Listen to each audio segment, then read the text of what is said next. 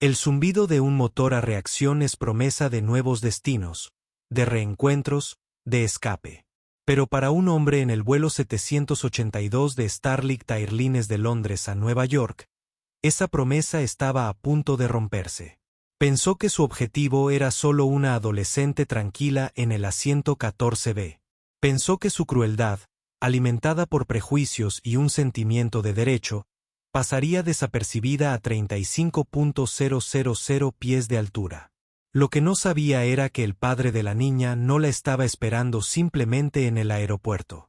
Él era el hombre que tenía en sus manos la seguridad de toda la industria de la aviación.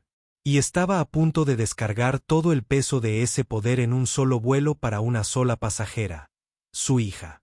Antes de comenzar, comenta desde donde estás mirando hoy y asegúrate de suscribirte porque la historia de mañana es una que no querrás perderte.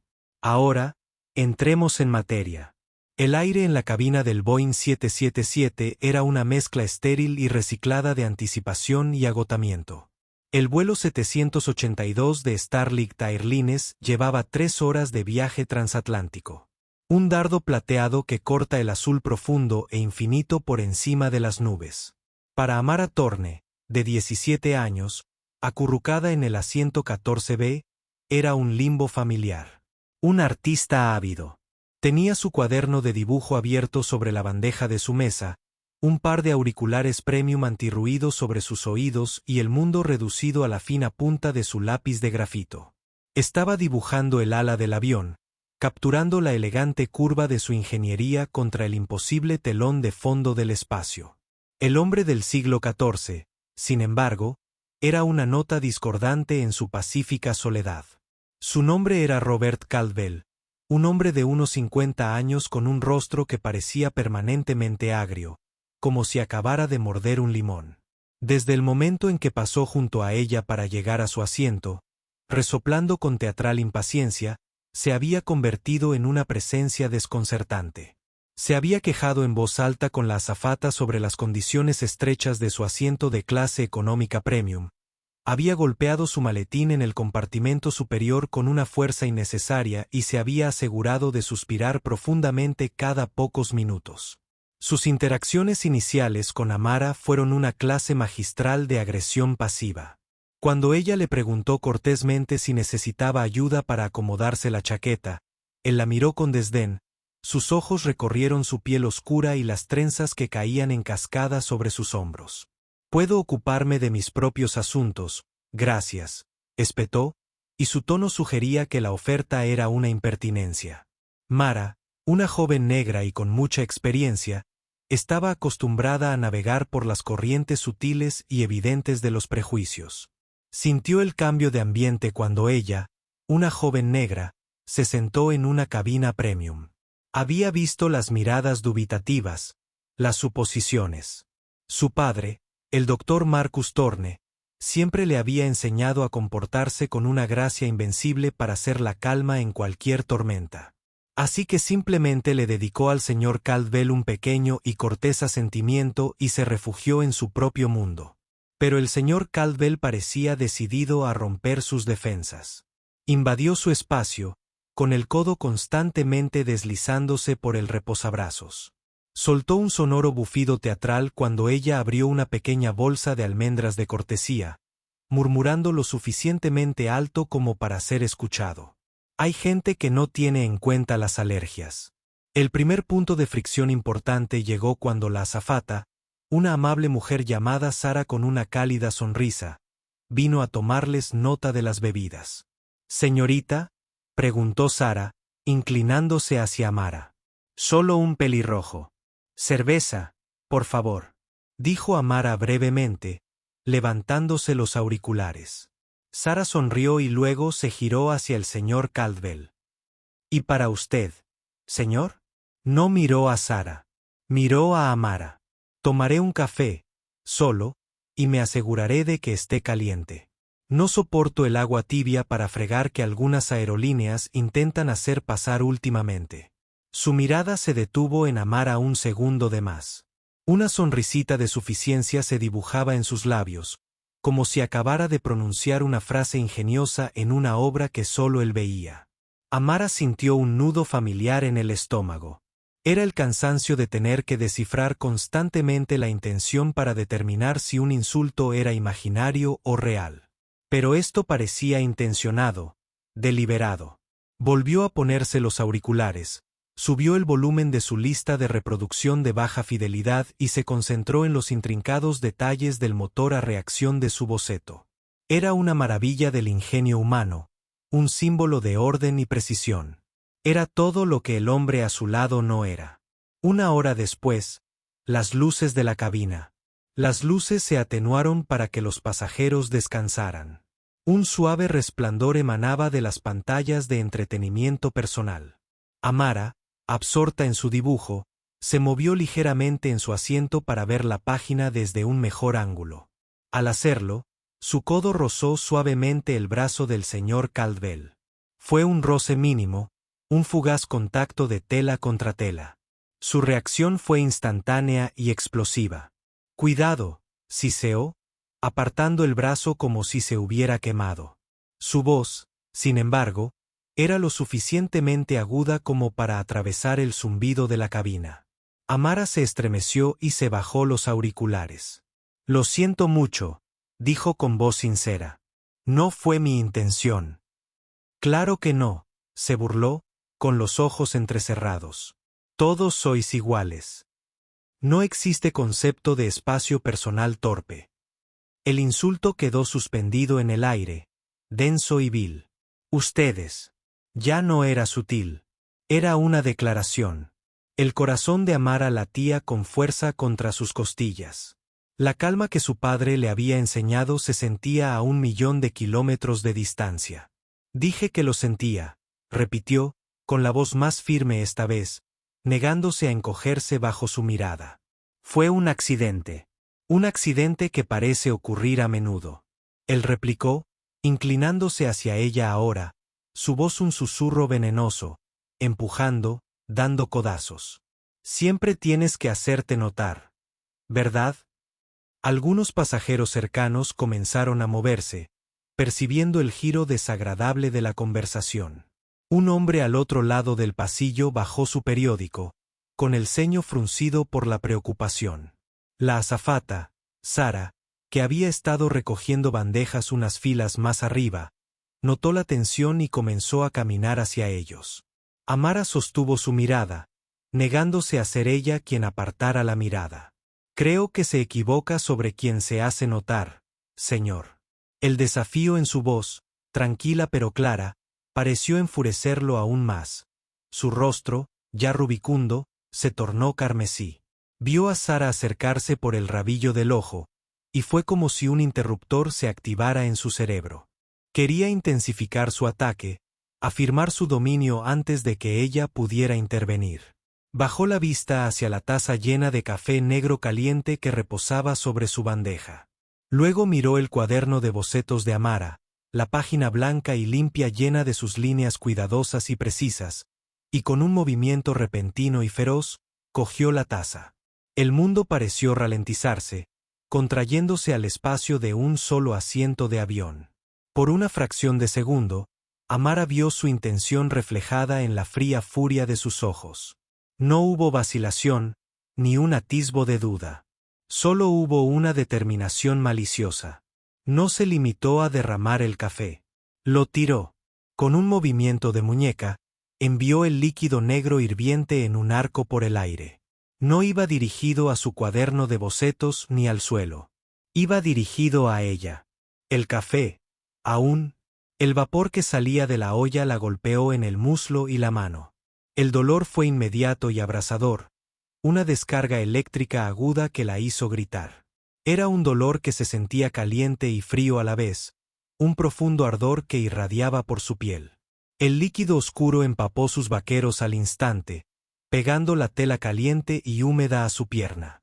Unas gotas errantes salpicaron su dibujo, difuminando las intrincadas líneas del motor a reacción en una fea mancha marrón. «Dios mío», exclamó una mujer en la fila de atrás. Amara retrocedió, luchando por alejarse de la fuente del dolor. Pero no tenía a dónde ir. Estaba atrapada entre el ardor en su pierna y el hombre que se lo había causado. Lágrimas de conmoción y agonía brotaron de sus ojos. El señor Caldwell dejó la taza vacía en su bandeja con un ruido metálico. La miró con una sonrisa torcida y triunfante en el rostro. «Mira lo que me hiciste hacer», dijo, con la voz destilando falsa inocencia. «Así que, torpe, debería tener más cuidado». Sus palabras fueron un segundo ataque, más insidioso que el primero. Intentaba presentarlo como culpa suya, manipularla frente a toda la cabina. Pero el acto fue demasiado descarado, demasiado cruel para ser malinterpretado. La azafata, Sara, echó a correr, con su compostura profesional destrozada por la incredulidad.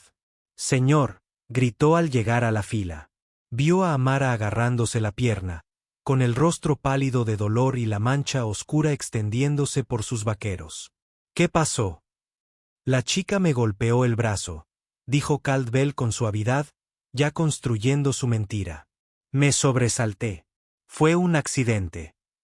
«Eso es mentira», intervino el hombre del otro lado del pasillo, un caballero llamado señor Davis, con la voz resonando de indignación. «Lo vi todo». Se lo arrojó deliberadamente. El entrenamiento de Sara comenzó. Su primera prioridad era Amara. «Señorita, ¿está bien? Déjame ayudarte». Ella se arrodilló en el pasillo. Su rostro era una máscara de preocupación. «Necesitamos que nos echemos un chorro de agua fría sobre esto ahora mismo». Ella se giró y presionó el botón de llamada para sus colegas. «Necesito un botiquín de primeros auxilios y toda el agua embotellada que puedas encontrar ahora». Otro asistente de vuelo, un joven llamado Ben, se acercó apresuradamente. El silencioso murmullo de la cabina se había convertido en un rugido de indignación cuando los pasajeros se dieron cuenta de lo que había sucedido. Los teléfonos fueron levantados sutilmente para grabar lo sucedido. Caldwell, al darse cuenta de que su narrativa se estaba desmoronando, redobló sus esfuerzos. «Esto es absurdo», bramó, intentando proyectar autoridad. «Soy miembro Platinum Medallón de esta aerolínea. Esta chica me estaba acosando y ahora está haciendo un espectáculo para obtener una compensación». Amara apenas podía procesar sus palabras debido al dolor punzante en su pierna.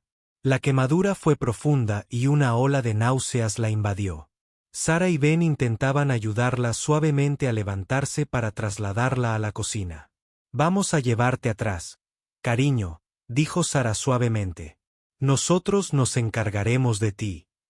Mientras la ayudaban a cojear por el pasillo, Amara miró hacia atrás por encima del hombro. Ella vio al señor Caldwell reclinado en su asiento, cruzando los brazos con aire de derecho agraviado. Él no la estaba mirando. Él miraba fijamente hacia adelante, con una sonrisa de satisfacción aún grabada en su rostro. Él creía que había ganado. Había puesto a la arrogante muchacha negra en su lugar y confiaba en que su estatus y sus mentiras cuidadosamente construidas lo protegerían. Pensó que este era el final del incidente.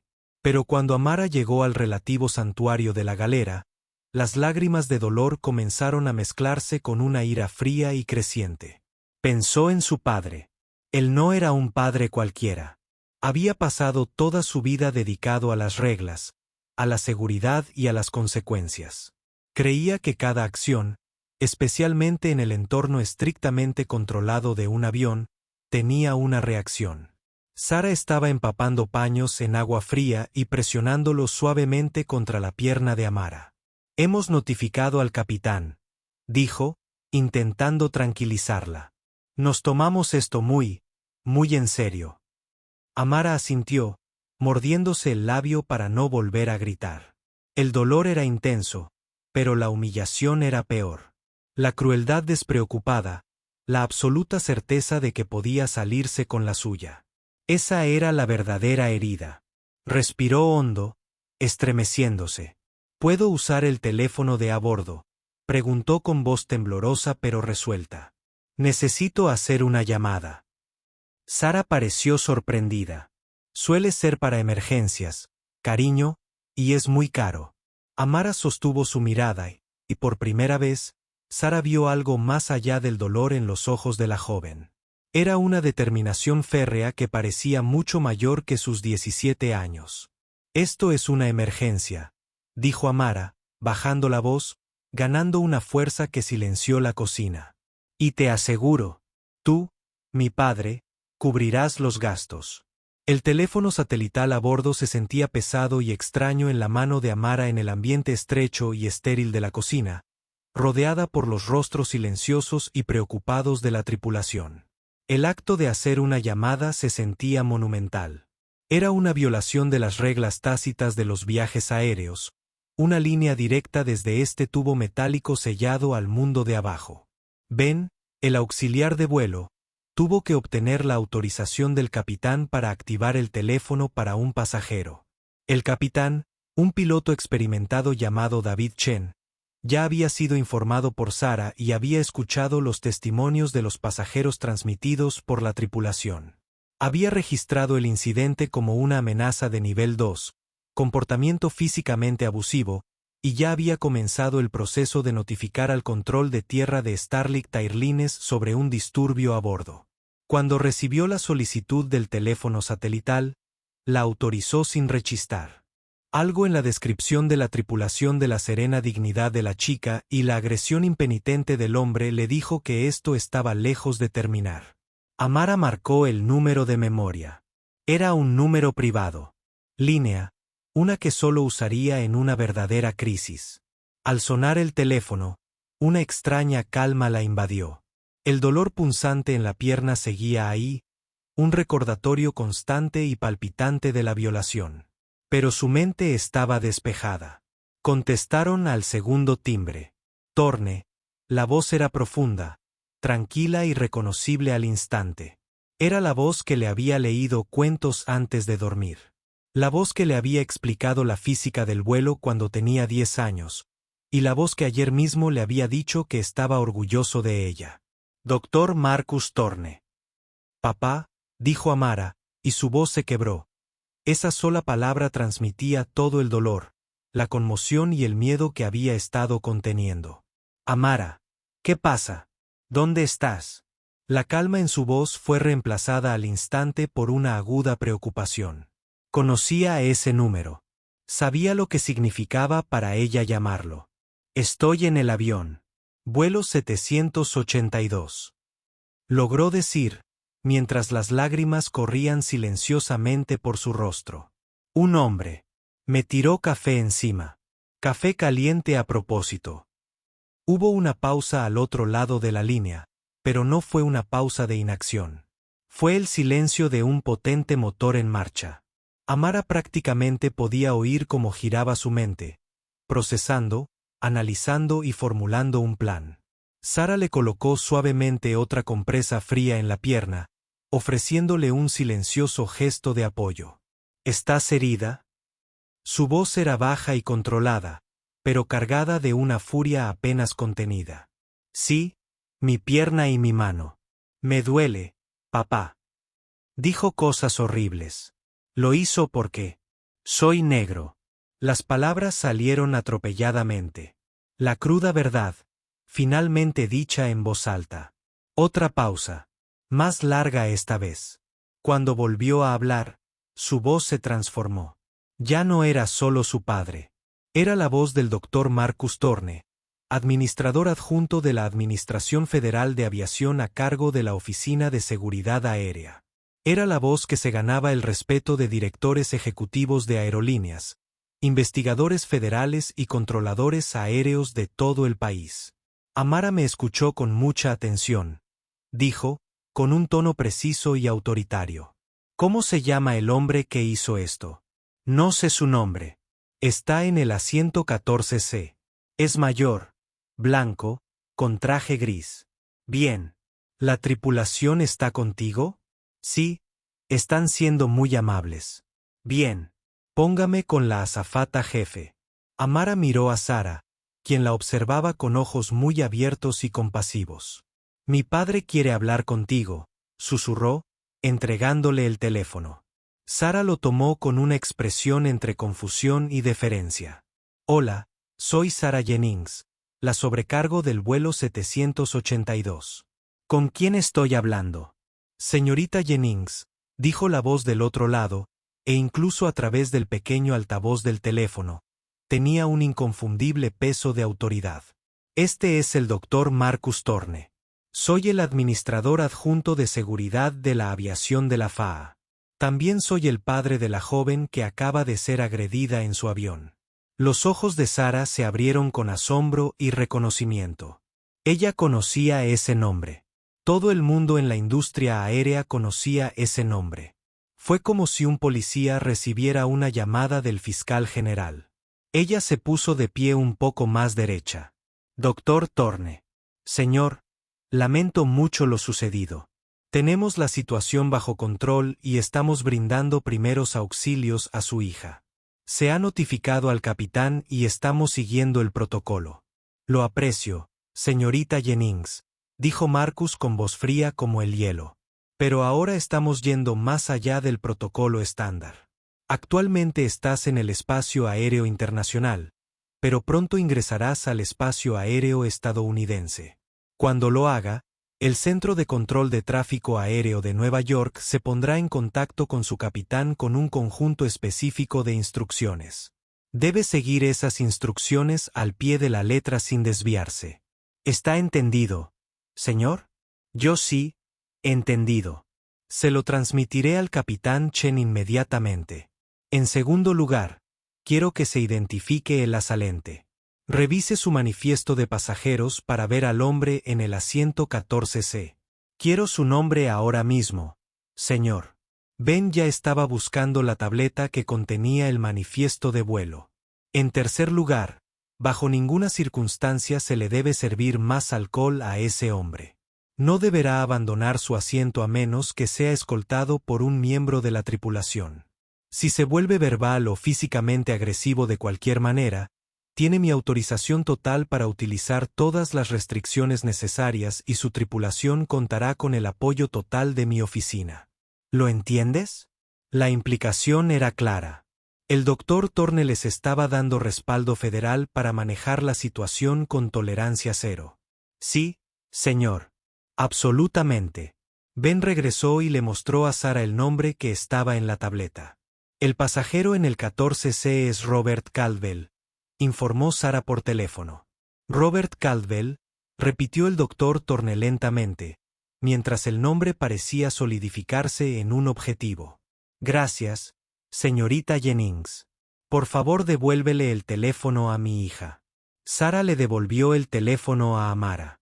Cariño, tu papá, comenzó ella, con la voz llena de asombro. Amara volvió a poner el teléfono en su oído.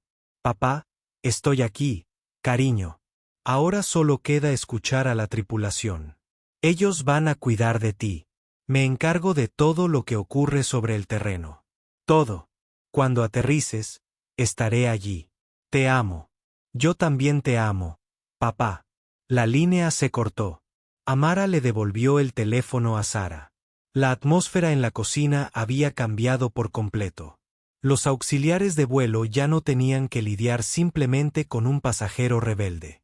Ahora eran partícipes de una situación que había escalado hasta los niveles más altos de la industria de la aviación. De vuelta en el asiento 14C, Robert Caldwell se sentía orgulloso. Había visto cómo se llevaban a la niña llorando. Había escuchado los susurros preocupados de los pasajeros y visto las miradas de desaprobación de la tripulación. A él no le importó. Se sintió reivindicado. Había dejado claro su punto. Pidió otro café a un azafato que pasaba, quien simplemente lo miró y dijo, «No, señor». Y siguió caminando. Caldwell se burló, atribuyendo su negativa a una mezquina venganza. Se reclinó en su asiento, se puso sus auriculares y cerró los ojos, completamente ajeno a la tormenta que se avecinaba. Una tormenta dirigida personalmente por uno de los hombres más poderosos del cielo, a miles de kilómetros de distancia. Estaba a punto de aprender que algunas acciones no solo tienen reacciones, tienen consecuencias de una magnitud que ni siquiera él podía imaginar. Durante las siguientes 2 horas, un escudo invisible pareció formarse alrededor del asiento 14. Los auxiliares de vuelo se movían arriba y abajo del pasillo con eficiencia practicada, atendiendo a otros pasajeros. Pero crearon un amplio espacio alrededor de Robert Caldwell. Sus peticiones de bebidas fueron ignoradas. Sus intentos de llamar la atención de un miembro de la tripulación fueron respondidos con miradas profesionales y vacías. Los pasajeros que lo rodeaban, habiendo presenciado el asalto, lo trataron como un paria. El señor Davis, al otro lado del pasillo, lo miraba con abierto desprecio, mientras otros susurraban y lo señalaban cada vez que se movía en su asiento. La presunción de Caldwell empezó a transformarse en irritación y luego en ira. Esta no era la diferencia a la que estaba acostumbrado. Fue socio principal de Sterling Strategy Group, una prestigiosa firma de consultoría de Washington, D.C. Asesoró a congresistas, cenó con lobistas y dio forma a la política corporativa. La gente lo escuchaba. La gente le sirvió. Este rechazo silencioso y colectivo fue una experiencia nueva y exasperante. Lo atribuyó a una tripulación demasiado entusiasta en una cabina llena de corazones sangrantes. No importaba. Una vez que aterrizaran, presentaría una denuncia formal que los haría a todos reprendidos. En la cabina, el capitán David Chen experimentaba una realidad muy diferente. Cuando el vuelo 782 cruzó el punto de navegación que marcaba su entrada oficial al espacio aéreo de los Estados Unidos, su radio cobró vida. Starlink 782, aquí el centro de Nueva York, dijo la voz del control de tráfico aéreo. Tranquilo y profesional como siempre. Como lees New York Center, Starlink 782, leyéndote 5x5. El capitán Chen respondió, Starlink 782, tenga en cuenta que tenemos una nueva directiva para su llegada.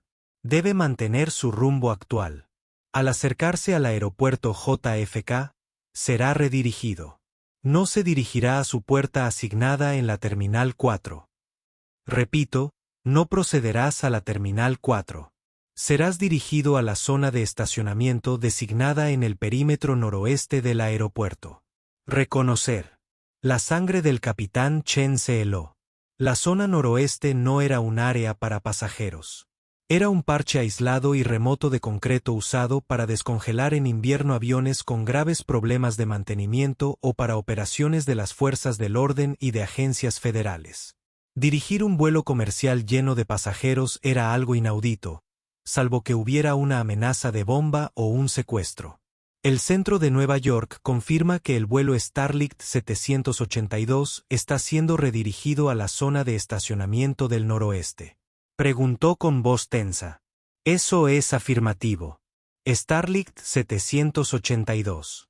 Serás recibido en tierra por las autoridades del aeropuerto. La naturaleza de la escolta será específica. Siga todas las instrucciones del personal de tierra sin cuestionarlas. El copiloto miró a Chen con los ojos muy abiertos. ¿Qué está pasando? ¿Ese tipo en 14 se llamó para amenazar? No creo que haya llamado a nadie, dijo Chen mientras su mente volvía al informe del sobrecargo. La llamada telefónica, el padre de la niña, el doctor Marcus Thorne. Todo empezaba a tener un sentido aterrador. Esta no fue la respuesta estándar de una aerolínea ante un pasajero rebelde. Esta fue una intervención federal. El capitán Chen pulsó su intercomunicador. Señorita Jennings, por favor venga a la cabina. Sara llegó un momento después, con expresión tensa. Sara, dijo Chen, manteniendo la voz baja. Su informe sobre el pasajero del vuelo 14C, el padre de la niña. ¿Está seguro de que dijo que estaba con la FAA? Sí, capitán, respondió ella. Dijo que su nombre era Dr. Marcus Thorne, administrador adjunto de seguridad de la aviación. Chen dejó escapar un suspiro largo y lento. Acabamos de ser desviados por el control de tráfico aéreo siguiendo sus órdenes. Sospecho que no vamos a la puerta. Nos están enviando a un puesto remoto. El tipo que usan para incidentes de seguridad. El color desapareció del rostro de Sara. Había trabajado para la aerolínea durante 15 años y nunca había logrado aterrizar un vuelo de pasajeros en una posición difícil. Cuando aterrizamos, continuó Chen, con voz firme y autoritaria. Nadie baja de este avión. El personal de tierra no traerá una pasarela de acceso. Las puertas permanecerán selladas hasta que recibamos autorización explícita de las autoridades que nos recibirán en la pista. ¿Está claro? Está claro como el agua, capitán. Y una cosa más. Vuelve y haz un anuncio de cabina. Cosas estándar de llegada, pero agregue que debido a un problema de tráfico terrestre imprevisto en JFK, todos los pasajeros deben permanecer en sus asientos con sus cinturones de seguridad abrochados después de que hayamos estacionado. Sin excepciones. Mientras Sara caminaba de regreso a la cabaña, las piezas comenzaron a encajar en su lugar. Estaba empezando a comprender todo el peso de lo que Robert Caldwell había hecho. No solo había agredido a una adolescente. En su ciega arrogancia, había agredido a la hija de un hombre que comandaba el mismo sistema que los mantenía a todos a salvo en el aire. El descenso comenzó. La señal del cinturón de seguridad abrochado sonó. Robert Caldwell, ajeno a todo, estiró los brazos y miró por la ventana, anticipando una llegada tranquila y una salida rápida. Notó que el avión parecía estar tomando una ruta inusual, rodando durante mucho más tiempo de lo normal después de aterrizar lejos de las terminales familiares. Vio las luces intermitentes de los coches de policía y de los todoterrenos negros corriendo junto al avión en la pista. ¿De qué se trata todo esto?, murmuró para sí mismo, molesto por la demora. Supuso que debía haber algún dignatario o celebridad a bordo causando todo ese alboroto. El avión finalmente se detuvo por completo en una vasta extensión vacía de concreto con el brillante horizonte de la ciudad de Nueva York a lo lejos. El motor aminoró la marcha y se sumió en un silencio desconcertante. Caldwell, como todos los demás, se desabrochó el cinturón de seguridad, listo para ponerse de pie. Entonces la voz del capitán Chen llegó a través del sistema de altavoces, tranquila, pero con un inconfundible trasfondo de orden. Damas y caballeros, hemos llegado al aeropuerto JFK. Sin embargo, como se mencionó, debido a una situación en tierra, les pedimos a todos que permanezcan en sus asientos con los cinturones de seguridad abrochados. Repito, todos los pasajeros deben permanecer sentados. Las puertas de la cabina no se abrirán en este momento. Por favor, espere más instrucciones. Gracias por su cooperación. Un murmullo confuso se extendió por la cabina. Robert Caldwell chasqueó la lengua con fastidio y golpeó su costoso reloj. Incompetencia, gruñó en voz baja. Se inclinó hacia el pasillo, tratando de obtener una mejor vista por la ventana. Y entonces lo vio. Una escalera móvil, del tipo que se utiliza para las llegadas presidenciales, se desplazaba lentamente hacia la puerta principal de la cabina. Al final de las escaleras se estaba reuniendo un grupo de personas. No eran manipuladores de equipaje ni agentes de puerta. Eran hombres con trajes oscuros, agentes de policía de la autoridad portuaria, y en el centro mismo del grupo, un hombre negro alto e imponente con un abrigo a medida y el rostro duro como el granito. Se mantuvo firme con un aura de autoridad absolutamente inquebrantable. Era el Dr. Marcus Thorne y estaba mirando directamente al avión. De repente, Robert Caldwell sintió una punzada de miedo fría y desconocida. No se trataba de un dignatario. Esto no fue un retraso. Esto era para él. El silencio en la cabina ahora estaba cargado de tensión. Todos los pasajeros estaban pegados a las ventanas, observando la escena surrealista que se desarrollaba en la pista. La escalera móvil se acopló al fuselaje con un golpe suave que resonó como un mazo en el silencioso avión. Entonces un golpe fuerte y autoritario sonó en la puerta de la cabina.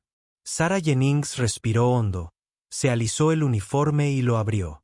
2 agentes de policía de la autoridad portuaria y un ejecutivo de una aerolínea con traje de Starlight Airlines entraron, pero todos se hicieron a un lado para dejar paso al hombre que los seguía. El Dr. Marcus Thorne subió al avión. No parecía un padre afligido. Parecía un general de 4 estrellas tomando el mando de un campo de batalla. Sus ojos, fríos y analíticos, recorrieron la cabina, observando los rostros de los pasajeros, la tripulación y finalmente se fijaron en Robert Caldwell en el asiento 14C. Caldwell sintió una sacudida, como si le hubieran dado con una pistola Taser. Reconoció al hombre por informes de noticias y conferencias de la industria. No se trataba simplemente de un padre enojado. Esta fue una de las figuras más poderosas de la aviación mundial. El doctor Thorne caminó por el pasillo. Sus zapatos lustrados no hacían ningún ruido sobre la alfombra. Se movió con un propósito que partió el aire frente a él. Los pasajeros instintivamente se encogieron en sus asientos. Se detuvo en la fila 14. No miró a Caldwell. Miró el asiento vacío a su lado, el 14B, donde había estado sentada su hija. Vio las feas y oscuras manchas de café en el asiento del suelo. Luego miró el cuaderno de dibujo de Amara, que había dejado abandonado, con el hermoso dibujo arruinado. Solo entonces volvió su mirada hacia Robert Caldwell. Su voz, cuando habló, no era fuerte, pero llenó toda la cabina. Era una voz desprovista de calor, una voz de poder puro y comprimido. Robert Caldwell, afirmó. No era una pregunta. Caldwell, acostumbrado a resolver cualquier conflicto a base de bravuconería, sintió la garganta seca. Intentó proyectar un aire de confusión indignada. Lo siento. ¿Te conozco? El doctor Thorne se acercó un paso más. Su presencia parecía absorber el oxígeno del aire. Agredió a una menor en este avión. Mi menor, mi hija. Dejó las palabras flotando en el aire por un momento. Agredir a un pasajero y causar disturbios en una aeronave en vuelo es un delito federal, señor Caldwell. Se rige por el título 49 del Código de los Estados Unidos. Conlleva una pena de hasta 20 años de prisión. El rostro de Caldwell palideció. Esto se le escapaba de las manos a una velocidad aterradora. Un momento, balbuceó, intentando recuperar su arrogancia habitual. Fue un accidente. La niña era torpe. Ella chocó conmigo y derramé mi café. Fue un simple error y, francamente, toda esta reacción es completamente desproporcionada. La expresión del doctor Thorne no cambió. Simplemente inclinó ligeramente la cabeza. ¿Desproporcionada? Permítame contarle lo que hice en las últimas 2 horas, señor Caldwell. Primero, cotejé su nombre y número de asiento con sus registros de viaje. Robert Caldwell, socio principal de Sterling Strategy Group, viajero frecuente, un hombre que, según los registros de la aerolínea, ha presentado 6 quejas previas contra tripulaciones de vuelo en los últimos 2 años, 3 de las cuales involucraban acusaciones contra azafatas de color. Caldwell abrió la boca, pero no pronunció palabra. Luego, el doctor Thorne continuó, bajando aún más la voz. Llamé al Departamento de Policía de la Autoridad Portuaria y al Grupo de Trabajo Conjunto contra el Terrorismo del FBI, que se encarga de todos los incidentes de seguridad en el aeropuerto JFK. Les informé de que se había producido una agresión creíble de nivel 2 contra un menor a bordo. Luego, usé mi autoridad para que redirigieran la aeronave a un lugar seguro para garantizar la detención del sospechoso se llevó a cabo sin incidentes. Hizo un gesto vago hacia la cabina. Su capitán seguía mis órdenes directas, transmitidas por los canales de la FAA a través del control de tráfico aéreo. Todas las personas en este vuelo han sufrido inconvenientes por su culpa. Dio un paso más y ahora se cernía sobre Caldwell. Y en cuanto a su historia del accidente, la tripulación ya me ha informado. Tengo las declaraciones preliminares de 3 pasajeros que lo presenciaron acosando verbalmente a mi hija antes de arrojarle café hirviendo deliberada y maliciosamente. Uno de ellos, el señor Davis, del 15A, es un abogado jubilado que estará encantado de testificar bajo juramento sobre su agresión no provocada y los insultos raciales que utilizó. El nombre del señor Davis golpeó a Caldwell como un puñetazo. Miró al otro lado del pasillo y vio que el hombre mayor lo miraba. Su rostro era una máscara de sombría satisfacción. Estaba tan seguro de que nadie se atrevería a contradecirlo. «Esto es una locura», dijo Caldwell. Balbuceó. Su voz ahora era un chillido desesperado. «No puedes hacer esto. Tengo derechos. Te demandaré. Demandaré a la aerolínea». El doctor Thorne casi sonrió. Era una visión escalofriante. «Claro que puede intentarlo, señor Caldwell, pero lo hará desde un centro de detención federal. Verá, la FAA se toma muy en serio la seguridad por encima de los 30.000 pies. Cuando un pasajero decide agredir físicamente a otro pasajero, ya no es simplemente un individuo grosero. Se convierten en una amenaza para la estabilidad y el orden de todo el vuelo, y nos ocupamos de ellas con rapidez y decisión». Se volvió hacia los dos oficiales de la autoridad portuaria que estaban de pie en silencio al final del pasillo. «Oficiales, este es el hombre. Será puesto bajo custodia». Los oficiales avanzaron. «Señor Caldwell», dijo uno con voz firme, «por favor, levántese y coloque las manos detrás de la espalda». La realidad finalmente cayó sobre Robert Caldwell con la fuerza de un impacto físico. El traje a medida, el estatus platino, el trabajo poderoso, nada de eso importaba. En la cabina sellada de este avión, bajo la mirada gélida de Marcus Thorne, él no era más que un criminal. Mientras los oficiales lo esposaban, los pasajeros que habían estado observando en silencio atónito comenzaron a aplaudir. Comenzó con una o dos personas y luego se extendió por la cabina como una ola. Fue una liberación espontánea y unificada de tensión y una expresión de gratitud. No solo aplaudían el arresto, sino también la visión de cómo se impartía justicia con tanta rapidez y de manera tan completa. El rostro de Caldwell, que había estado pálido de miedo, ahora ardía con un rojo furioso y profundo de humillación. Lo llevaron a paso de rana por el pasillo, pasando por las filas de personas que había considerado inferiores a él, con la cabeza gacha por la vergüenza. Cuando pasó junto al doctor Thorne, le lanzó una mirada de puro odio. «Pagarás por esto, Thorne», susurró. El doctor Thorne no se inmutó. Simplemente miró al hombre patético y derrotado frente a él y emitió su última y devastadora evaluación. «No, señor Caldwell», dijo con voz tranquila y clara. «Ya lo tienes. Todavía no sabes el precio completo». Luego se dio la vuelta y caminó hacia la cocina donde lo esperaba su hija. La figura de autoridad desapareció, y en su lugar solo había un padre, cuyo rostro finalmente se suavizó con amor y preocupación mientras fue a ver a su hijo. El precio inicial por Robert Caldwell fue inmediato y público. Ser sacado de un avión esposado frente a más de 200 pasajeros, cada uno con un teléfono inteligente, fue una humillación de la que su ego nunca se recuperaría. Los videos de su agresor caminando por el pasillo, con una banda sonora de aplausos, estaban en línea incluso antes de que el avión fuera remolcado hasta su puerta de embarque. Los hashtags #SecofEwell y #StarlinkTassault fueron tendencia en Twitter en cuestión de una hora. Pero eso fue solo la obertura. La verdadera sinfonía de su desenlace la dirigía el doctor Marcus Thorne, un hombre que comprendía que las verdaderas consecuencias no eran ruidosas ni explosivas, sino silenciosas, sistemáticas y absolutas. Caldwell pasó las primeras 48 horas en un centro de detención federal cerca del aeropuerto. Al principio se mostró arrogante y beligerante, exigiendo su abogado, mencionando los nombres de senadores que conocía y amenazando con demandas. Creía que su posición en Sterling Strategy Group, un coloso en el mundo del lobby y la consultoría corporativa en Washington, D.C., lo hacía intocable. Él estaba equivocado.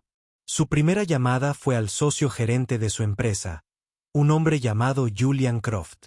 Esperaba simpatía y el despliegue inmediato de un equipo de abogados bien pagados. Lo que obtuvo fue un muro glacial de desapego corporativo. «Robert», la voz de Julián estaba tensa. «Hemos visto los videos. La junta ha estado en sesión de emergencia toda la mañana». «Es un malentendido, Julian», insistió Caldwell. Una invención total de una chica que busca dinero y un padre demasiado entusiasta. Su padre es el Dr. Marcus Thorne, jefe de la Oficina de Seguridad de la Aviación de la FAA, dijo Julian rotundamente. Y el pago que ella busca parece ser por cargos federales de agresión. Robert, ¿tienes idea de con quién te peleaste? Está usando su posición para incriminarme. No, Robert, corrigió Julián, y su voz perdió toda calidez. Él está usando su posición para hacer cumplir la ley que usted violó. Hay una diferencia. Tenemos una reputación que proteger. Entre nuestros clientes se incluyen 3 importantes aerolíneas y varias empresas de fabricación aeroespacial. Tenemos contratos multimillonarios que dependen de nuestra relación con la FAA.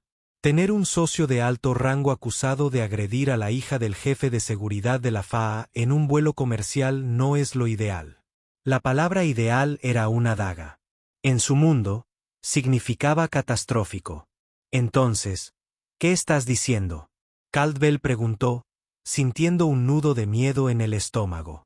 Estoy diciendo que la Junta ha votado por unanimidad colocarlo en licencia indefinida sin goce de sueldo en espera del resultado de la investigación. Invocamos la cláusula moral de su contrato de asociación y de nuestro equipo legal. No pueden representarle en un asunto penal de esta naturaleza. Es un conflicto de intereses. Necesitarás encontrar tu propio abogado. La línea se cortó. El primer pilar del mundo de Caldwell se había derrumbado. El siguiente en caer fue su estatus profesional. El Dr. Thorne no necesitaba hacer amenazas ni mover hilos. Simplemente dejó que el sistema que supervisaba funcionara como estaba diseñado. La FAA, citando la gravedad del ataque en pleno vuelo, colocó inmediatamente a Robert Caldwell en la lista federal de personas sin autorización para volar. Fue una designación permanente para un hombre cuya carrera dependía de los viajes internacionales. Fue una sentencia de muerte corporativa. Luego vinieron las silenciosas llamadas telefónicas, no del Dr. Thorne, sino de sus ayudantes y colegas, las personas que manejaban la intrincada maquinaria del mundo de la aviación. Un administrador adjunto de seguridad llamaría a un contacto de un importante contratista de defensa para el cual Sterling Strategy Group era un lobbyista clave. Solo para avisarles, la llamada comenzaría con respecto a la investigación en curso sobre el incidente del vuelo 782. Los cargos son significativos. Nos lo tomamos muy en serio. No fue necesaria ninguna amenaza explícita. El mensaje fue claro. La asociación con Robert Caldwell ahora era tóxica. En una semana, 3 de las cuentas más grandes de Caldwell, que totalizaban más de $10 millones en facturación anual para Sterling, cancelaron sus contratos, alegando problemas de reputación. Julian Croft volvió a llamar a Caldwell. La conversación fue mucho más corta esta vez. Su sociedad estaba siendo terminada. Debía tener sus efectos personales retirados de su oficina al final del día. Las consecuencias sociales fueron igualmente brutales. Caldwell vivió en Toac, Maryland, un mundo de clubes de campo, fiestas benéficas y eventos de recaudación de fondos políticos. La noticia de sus violentos arrebatos racistas se extendió como un reguero de pólvora. Se cancelaron las invitaciones a los próximos eventos. Sus amigos dejaron de devolverle las llamadas. Su esposa, mortificada por el escándalo público y los rumores en el club, hizo una maleta y se fue a vivir con su hermana en Palm Beach, dejándolo solo en su cavernosa y silenciosa mansión. Su vida, antaño un monumento al poder y a la influencia, estaba siendo desmantelada ladrillo a ladrillo. Era un paria en la industria que una vez dominó y una desgracia en los círculos sociales que había cultivado con tanto cuidado. Él trató de contraatacar, contratando una empresa de relaciones públicas de bajo costo para difundir una historia sobre él siendo víctima de una turba progresista y de una vendetta de poderosos funcionarios del gobierno. Pero la evidencia era demasiado abrumadora. Los videos eran demasiado claros. Los testimonios de los pasajeros, especialmente el del abogado retirado, señor Davis, fueron irreprochables. La narrativa no se mantendría. El golpe final y aplastante vino del sistema judicial. Frente a evidencia incontrovertible y un intenso escrutinio público, la Fiscalía de Estados Unidos le ofreció una opción: ir a juicio y enfrentar la sentencia máxima de 20 años, o declararse culpable de un cargo menor de agresión con resultado de lesiones corporales, que conlleva una sentencia obligatoria. Su costoso abogado, contratado privadamente, se lo explicó todo. «Te tienen, Robert. Te tienen en video. Tienen una docena de testigos y tienen a la familia Sourn, que serán las víctimas más compasivas que un jurado haya visto jamás. No tienes defensa». Atrapado y derrotado, Robert Caldwell, el hombre que creía estar por encima de las consecuencias, se vio obligado a aceptar la declaración. El duro karma había golpeado. No había sido un solo y dramático rayo, sino una demolición lenta, demoledora y completa de una vida construida sobre cimientos de arrogancia y odio. Había servido una taza de café y a cambio todo su mundo fue arrastrado por la inundación. La mañana de la sentencia amaneció fría y gris en Manhattan. El cielo del color de la pizarra. Desde su suite en el piso 40 de un hotel con vista a Central Park, la ciudad que se extendía abajo parecía silenciosa, un diagrama extenso de un mundo que contenía la respiración. Amara Thorne se encontraba junto a la gran ventana, recorriendo la condensación con la punta de su dedo. Ella no estaba mirando la vista. Su mirada se volvió hacia adentro, repasando los acontecimientos de los últimos meses.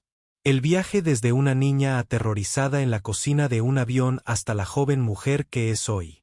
Su padre, el doctor Marcus Thorne, entró en la habitación con 2 tazas de té. Él no dijo nada, simplemente le entregó uno y se quedó a su lado, su presencia un pilar de apoyo silencioso e inquebrantable. Él había sido su ancla durante las declaraciones, las reuniones legales y la incesante atención de los medios. Él había manejado la tormenta con su calma característica, pero ella había visto el destello de cruda furia paternal en sus ojos durante los momentos más difíciles. Un fuego que mantenía cuidadosamente controlado bajo una superficie de control profesional. ¿Estás listo para esto?, preguntó suavemente.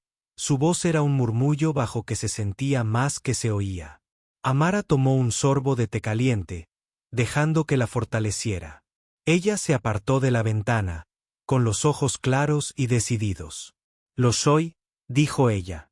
El temblor que había estado en su voz durante semanas había desaparecido. «Él necesita ver que no me rompió». «Nunca pudo», dijo Marcus. «La afirmación es un hecho simple e innegable.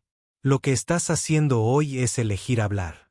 Eso requiere un coraje que la mayoría de la gente nunca conocerá. Nunca he estado más orgulloso de ti». Amara asintió y se le formó un nudo en la garganta. Ella desdobló un trozo de papel de su bolsillo. Fue su declaración de impacto como víctima. Lo había escrito y reescrito una docena de veces, volcando en la página todo el dolor, la humillación y, en última instancia, la fuerza que había encontrado. «Necesito leer esto yo misma», dijo, más para sí misma que para él. El fiscal se ofreció, «pero necesito ser yo el que lo haga». «Lo sé», dijo, poniéndole una mano en el hombro. «Enfrentarlo. Di tu verdad. El resto se solucionará solo». Su llegada al Tribunal de los Estados Unidos Daniel Patrick Mohan fue un caos controlado.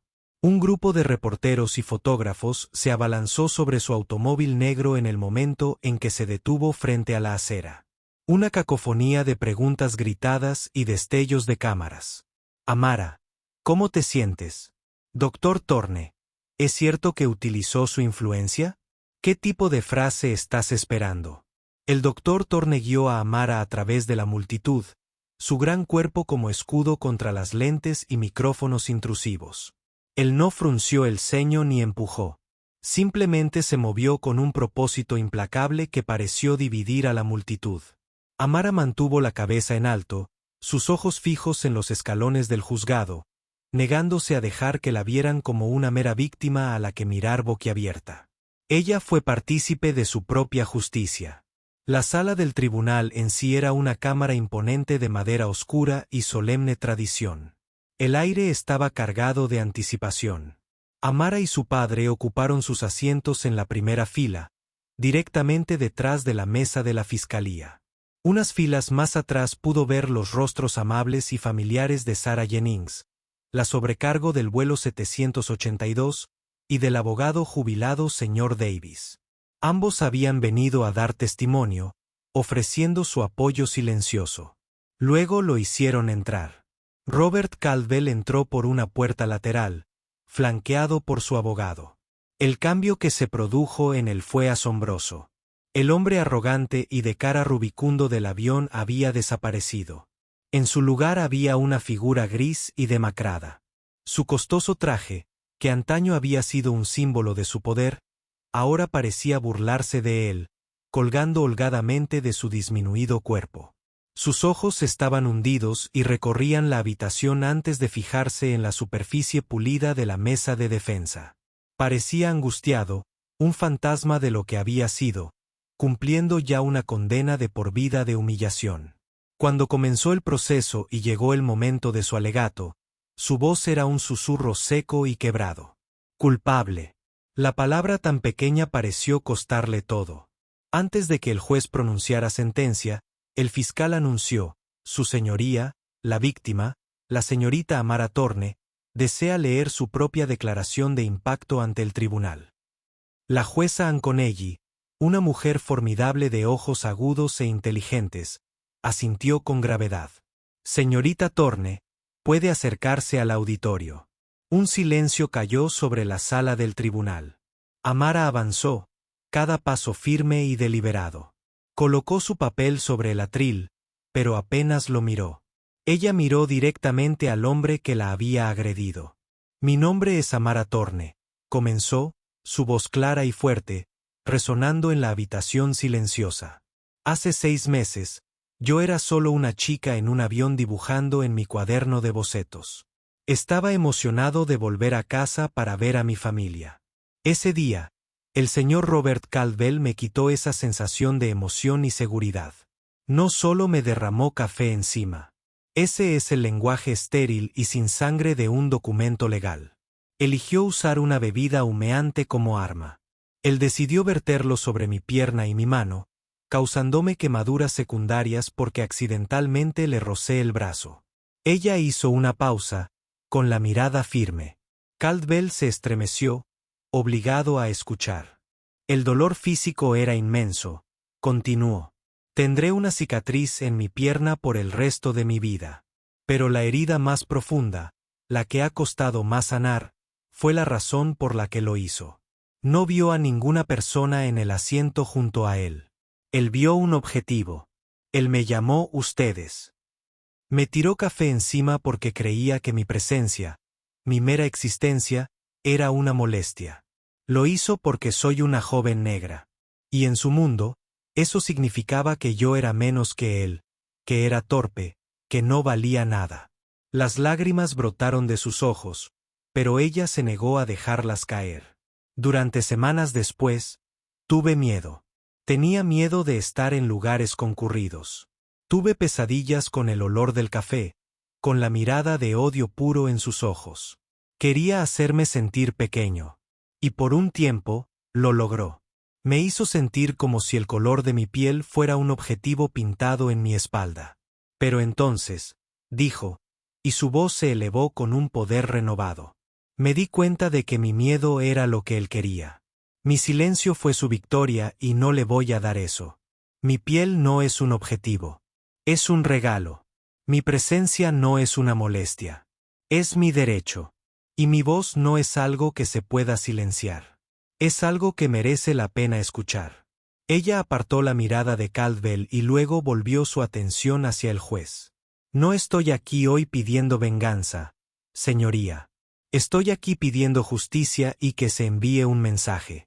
Un mensaje que dice que el racismo, la violencia y el odio no tienen cabida en nuestra sociedad. Ni en nuestros barrios, ni en nuestros lugares de trabajo. Y ciertamente no en un espacio compartido como un avión donde estamos todos unidos, dependiendo del respeto mutuo para nuestra seguridad colectiva. El señor Caldwell no solo me atacó. Atacó la idea misma de una sociedad civil. y por ello deberá rendir cuentas. Terminó, su cuerpo temblando ligeramente por la adrenalina. Mientras caminaba de regreso a su asiento, su padre le apretó la mano. Sus ojos brillaban con un orgullo indescriptible. Toda la sala del tribunal estaba todavía conmovida por la elocuencia sencilla y poderosa de su verdad. La jueza Conelli se tomó un largo momento antes de hablar, con la mirada fija en el acusado. Señor Caldwell, por favor, levántese. Caldwell se puso de pie tambaleándose. He escuchado la declaración de la señorita Thorne, dijo la jueza con voz aguda como el acero. He leído los informes, los testimonios de testigos y las cartas presentadas en su nombre hablando de sus logros pasados. Parece haber una desconexión.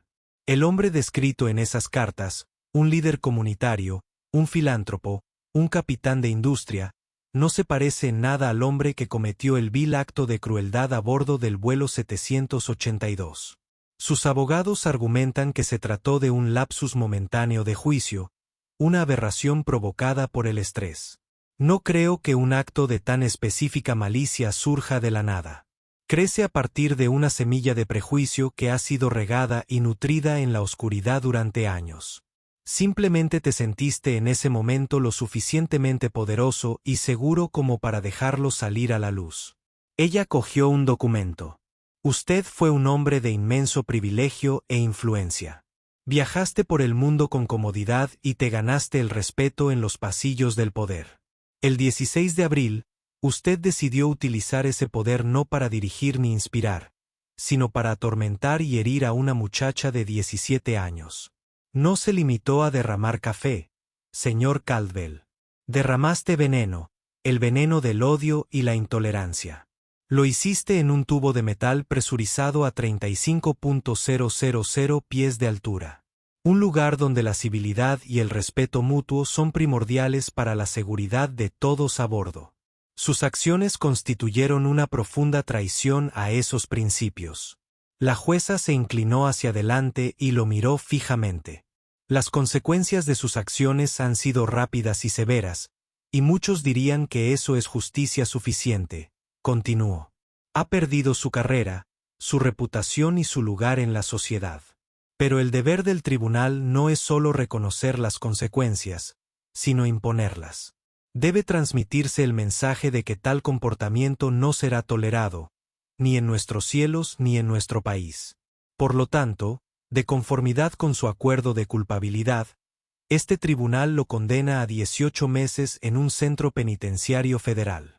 Tras su liberación, cumplirá 3 años de libertad condicional supervisada, durante los cuales deberá completar 500 horas de servicio comunitario y asistir a terapia obligatoria para el manejo de la ira y la sensibilidad racial. Se programará una audiencia de restitución para cubrir los gastos médicos y terapéuticos de la señorita Thorne. La sentencia le cayó como un peso físico. Caldwell se tambaleó como si lo hubieran golpeado. 18 meses. Era real. Los alguaciles estadounidenses avanzaron, con movimientos prácticos y eficientes. Al colocarle las esposas, el clic metálico resonó en la silenciosa sala del tribunal. Por última vez, Robert Caldwell levantó la vista. Sus ojos se encontraron con los de Amaras. No hubo disculpa ni remordimiento, solo una mirada. De un odio patético y reprimido. Todavía la veía como la causa de su caída, no como sus propias acciones. Amara lo miró, no con odio, sino con una profunda y silenciosa determinación. Ya no era el monstruo de sus pesadillas. Era solo un hombre pequeño y destrozado al que llevaban a pagar por sus decisiones. Un capítulo finalmente se cerraba. En las escaleras del juzgado, el frenesí mediático estalló de nuevo. El doctor Thorne se acercó a los micrófonos, levantando una mano para pedir silencio. Un reportero gritó: «Doctor Thorne, tus críticos dicen que usaste tu poder para atacar injustamente al señor Caldwell». Marcus Thorne observó el mar de rostros con expresión serena e inflexible. «Mi posición me dio una plataforma para asegurar que se cumplieran los protocolos establecidos, pero no dictó el resultado», dijo, con una voz que se transmitía con natural autoridad. Hoy se hizo justicia gracias a un sistema de buenas personas.